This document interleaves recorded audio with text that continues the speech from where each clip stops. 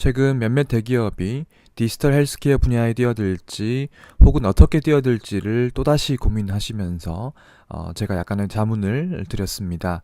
대개 이런 대기업에서는 내년도 계획을 세우면서 무엇을 할지를 CEO나 회장님께 보고할 하나의 문장으로 뽑고 싶어 합니다. 넓고 넓은 디지털 헬스케어 분야 중에서 유망한 하나의 사업 분야를 구체적으로 특정하거나 우선순위를 매김으로써 향후 나아가야 할 방향을 좁히려는 것입니다. 사실 이렇게 해야 이 실무자보다도 특정 분야에 대한 이해가 낮을 수밖에 없는 높은 분들이 이해하고 의사결정을 받아낼 수 있습니다. 필자도 대기업에서 일할 때 임원 보고나 CEO 보고 등을 준비해 보았기 때문에 이를 잘 이해하고 있습니다. 그런데 어떡하나요? 디지털 헬스케어 혹은 미래의료라는 분야가 그렇게 쉽고 간단한 분야가 아닌데 말입니다. 새롭게 태동하고 빠르게 발전하는 다른 신기술 분야와 마찬가지로 이 디지털 헬스케어가 앞으로 어떻게 바뀔지는 아무도 알 수가 없습니다. 제가 역량이 부족해서 그러한지는 모르겠지만 이 분야가 5년 뒤, 10년 뒤에 어떻게 바뀔 것이며 어디에서 기회가 있을지를 매우 세부적이고 구체적으로 미리 잡는 것은 극히 위험하다고 생각합니다. 아니, 그거 자체가 가능하지 않다고 봅니다.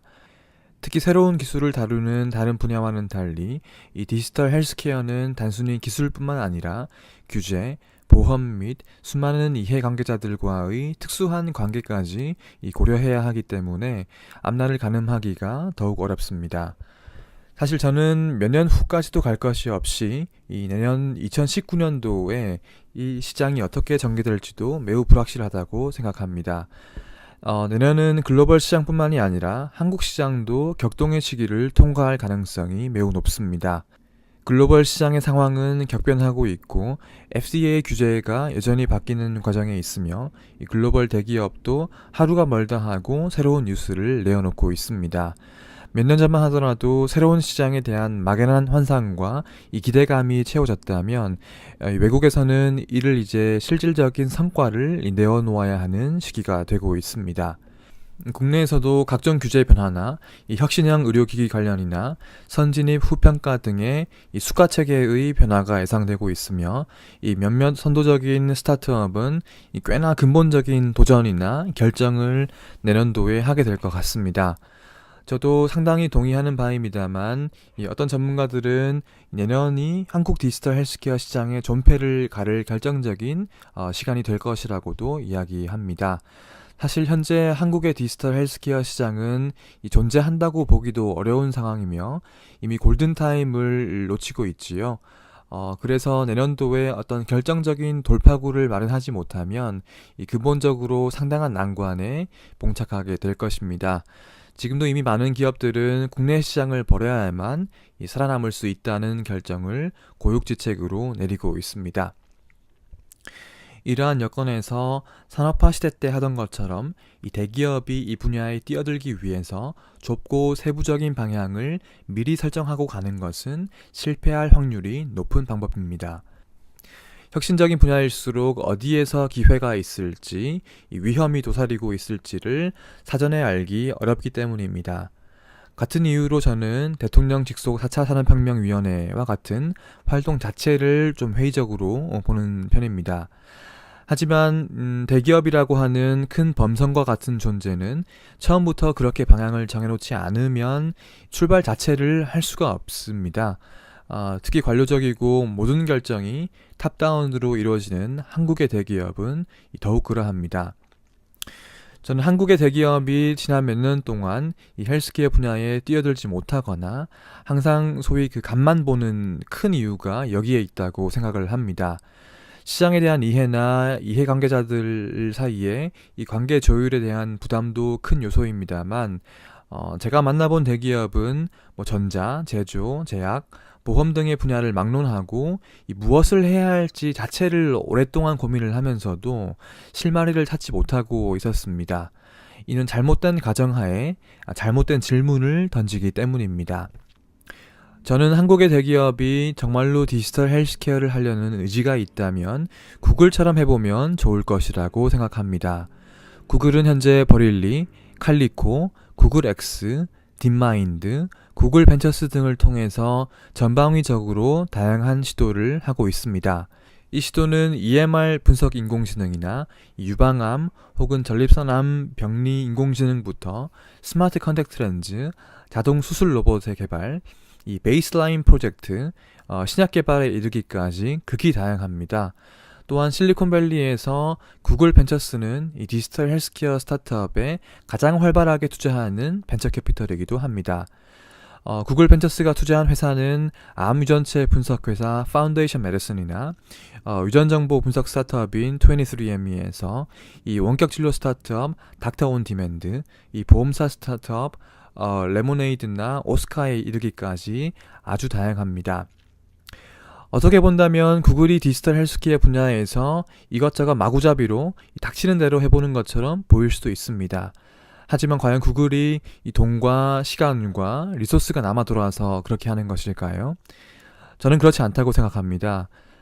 그냥 디지털 헬스케어라고 하는 분야가 이렇게 접근하는 것 외에는 다른 선택지가 없기 때문에 이렇게 하는 것입니다.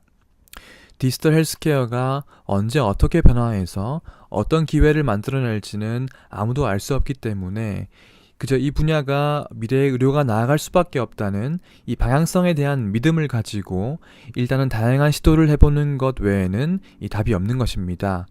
특정한 주제를 미리 선별해서 이 회장님 지시사항으로 탑다운으로 내려보내는 것 방식은 이 분야에서는 통하지 않습니다. 혹은 유일하게 가능성이 있는 회장님 지시사항은 내가 책임질 테니까 다양하게 시도를 해보라 는 것인지도 모르겠습니다. 이러한 다양한 시도에서는 구글도 최근 포기를 선언한 혈당 측정용 스마트 컨택트 렌즈 같은 실패 사례가 나올 수도 있지만 또 다른 프로젝트에서 예기치 못했던 큰 기회가 나올 수도 있습니다. 물론 아직 구글도 그 성공 사례를 찾지는 못했습니다. 하지만 그 와중에 시장에 대한 이해가 생기며 뛰어들기 전에는 보이지 않던 온갖 이해관계가 눈에 들어올 것입니다. 그러한 과정을 거쳐야만 비로소 새로운 기회에 눈을 뜨게 될 수 있습니다. 당연히 여기에는 시간이 들고 리소스가 들어갑니다.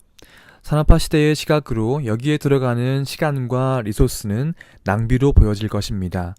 또한 과감하게 시도했다가 프로젝트가 실패하면 실무자 중에 누군가는 책임을 져야겠지요.